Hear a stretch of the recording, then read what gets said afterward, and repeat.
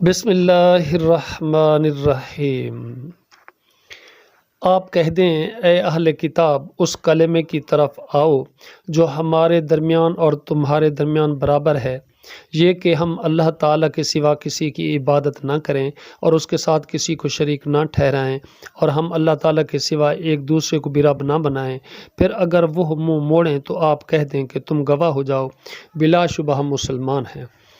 اے اہل کتاب، تم ابراہیم کے بارے میں کیوں جھگڑتے ہو، حالانکہ تورات اور انجیل اس کے بعد ہی نازل کی گئیں؟ تو کیا تم سمجھتے نہیں؟ ہاں، تم وہ لوگ ہو، تم نے اس بات میں جھگڑا کیا جس کا تم میں علم تھا، پھر اس کے بارے میں کیوں جھگڑا کرتے ہو جس کا تم میں علم ہی نہیں؟ اور اللہ تعالیٰ جانتا ہے اور تم نہیں جانتے۔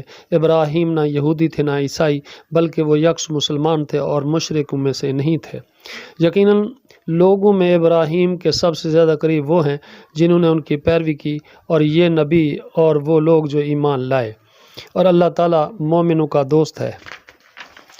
اہل کتاب میں سے ایک گروہ خواہش رکھتا ہے کہ کاش وہ تمہیں گمراہ کر دیں، حالانکہ وہ نہیں گمراہ کر رہے مگر اپنی جانوں کو، اور وہ شعور نہیں رکھتے۔ اے اہل کتاب، تم اللہ تعالیٰ کی آیات کا کفر کیوں کرتے ہو حالانکہ تم گواہی دیتے ہو؟